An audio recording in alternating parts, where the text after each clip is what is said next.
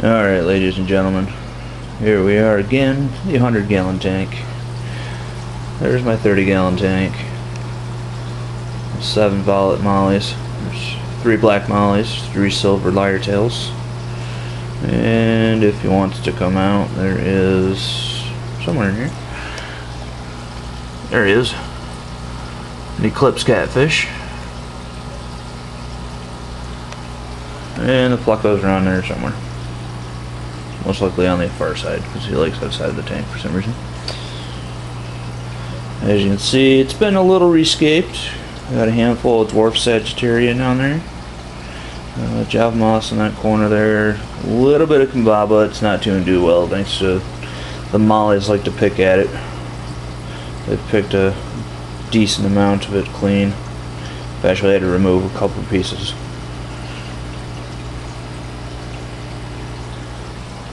But back over here at the 100 here. See how everybody's doing this morning. I absolutely love that guppy. He started out with spots on his tail that turned into stripes. He was rather just a minnow silver in the body. Now he's developed a couple of spots and a really cool teal color, which I guess you can sort of see here and there under the light, and almost a leopard spot look to him. Focus there. With his 6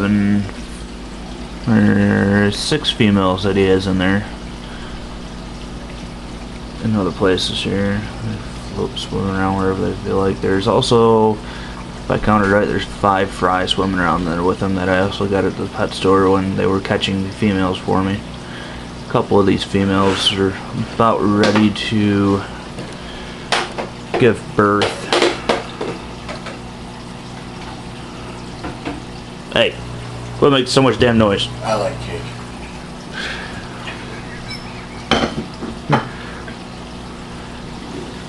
Let's put another about 15 ghost shrimp in the side of the tank yesterday. Where they're at, I got no idea. They're ghost shrimp. They like disappear. That's what they do. My acrylic divider here to separate the 2 tanks. Had to add a small extension piece there. Thanks to my eel, decided he can fit through the 1/2-inch gap between the top of that tank and the top of my glass lids here. My marine and LED there. These 2 here are Tetra brand. I don't really care for them. They're white, but they're not very bright. This guy here decided this morning that he needed to go into the hang on the back filter that I had right there. So as you can see, that filter is no longer there. That's the 2nd time this week I've had to fish him out of that filter. I have 2 golden algae eaters. The clown loaches I have are probably also hiding in there. You can sort of see one of them there. You can see the coloration. Bunch of Java fern. Lots of dwarf Sagittarian. A little cave I made out of lava rock. Surprisingly, I figured more fish would try to hide in it. As you'll notice, there used to be, in my previous videos, there used to be a fiberglass background in there. Well, I came home one night and the clown loaches had decided they needed to find a way to get behind it. So I got to spend 3 hours with a razor blade and sliced it all out. So now, other than a couple of remnants of fiberglass, or not fiberglass, but the silicone here and there, and that platform, I used to have an opening in the fiberglass background for bubbles to escape and a little bit of water circulation, which I'll probably put Christmas moss on that platform. But that is all that remains of that background. A little bit of silicone, a little platform, the rest got in the garbage. Which the Oscar seems to like it a little more. He feels that he can hide against the back more often. which he does a really good job of doing, considering he just swam through the tank and you probably didn't even see it, because there he is. He's really good at hiding. Once I get my new lights, he won't be able to do that so much. He likes to hide in the shadows.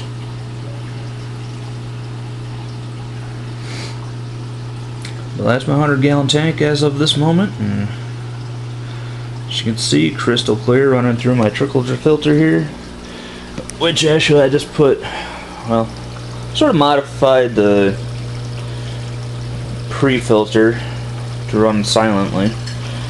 This little piece here, if I remove it, you'll hear it's quite loud. Simple fix, decrease the amount of air that can get up in there, but not restrict the flow at all. So once I put this cover on, it's pretty much silent.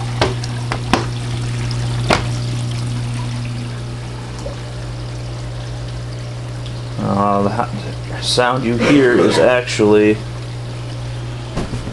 that air pump. So between two tanks, this is how quiet it is.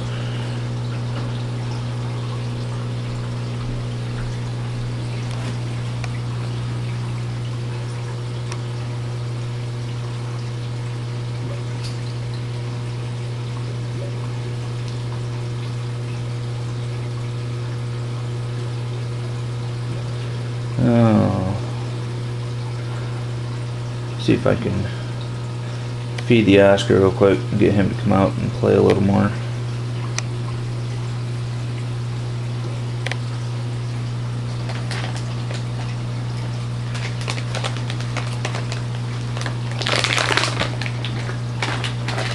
You feed him the cyclic gold here.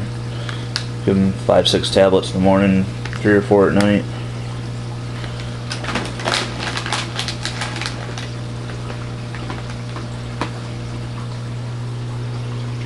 Oh, where'd he go?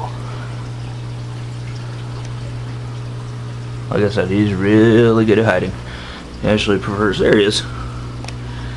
He really prefers laying on the bottom of these plants here, which I pull some of that Java moss out. He keeps just pulling it up. But once he smells the food on the surface here, he's usually all over it.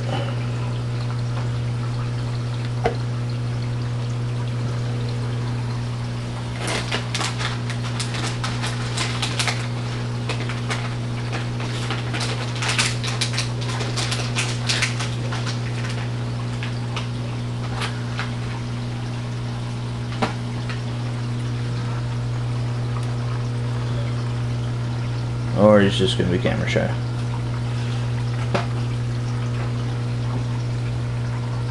But I haven't fed him yet this morning. He should be out and about here soon, once I do so. But I figured I'd give you guys the update of the latest escape and how everything's going. My new fire reel is at 14 inches. Got him for $100 at Prius Pets in Lansing, Michigan, which is an absolutely awesome store. It's got so much stuff. As for supplies itself, they got a moderate amount, but as for fish selection, advice, knowledge, they're just awesome. Took the driftwood from that side, put it over here.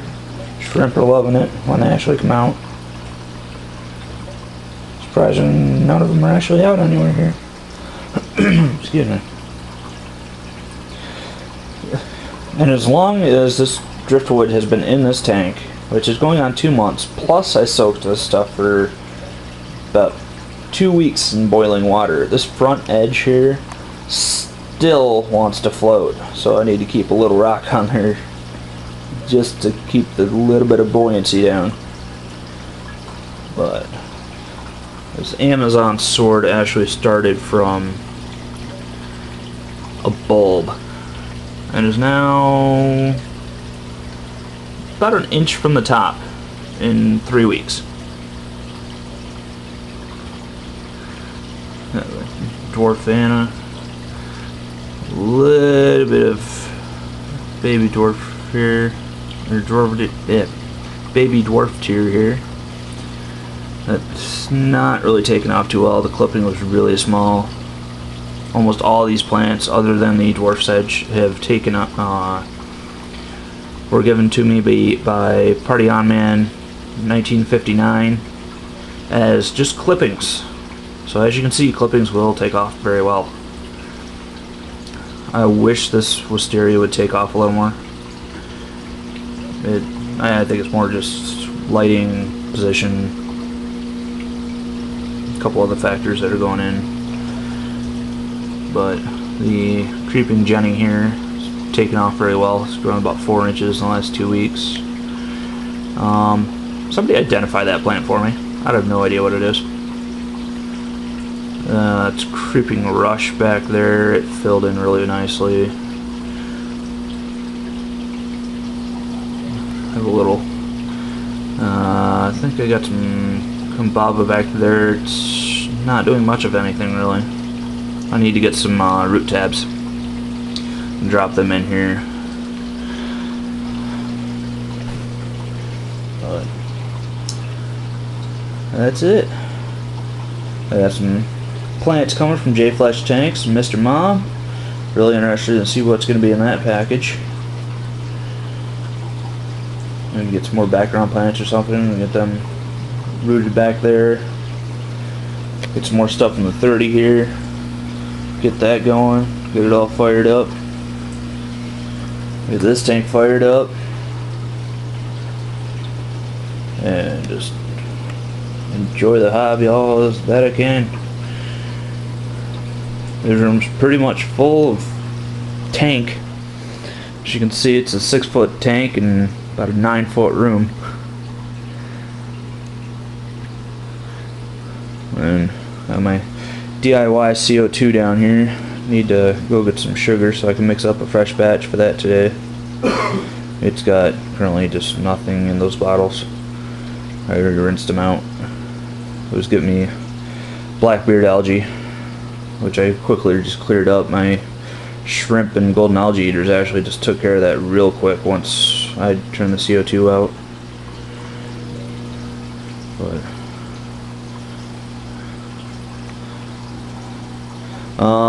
I'll actually do a video response to Glass City Cichlids Let's Talk About Food, because I actually just completely restocked what I got. I'm trying to see what the fish will like at the moment.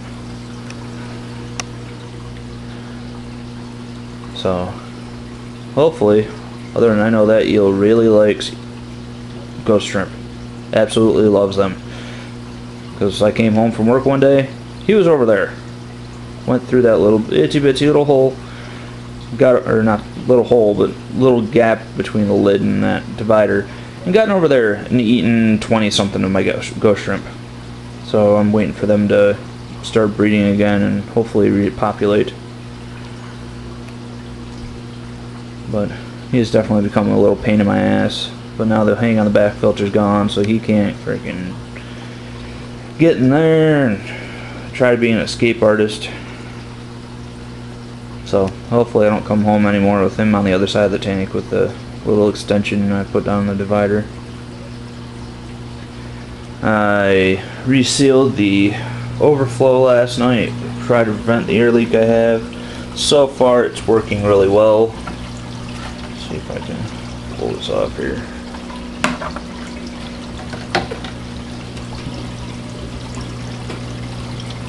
It's got a little hole in the net there, so it does get some good water flow through it. As you can see, it's really quiet. So I don't have to worry about the shrimp fry or the guppy fry that I have on this side getting into my overflow. Then on this side, as you can see there, it's taking up every bit of this 700 a gallon an hour pump is putting out.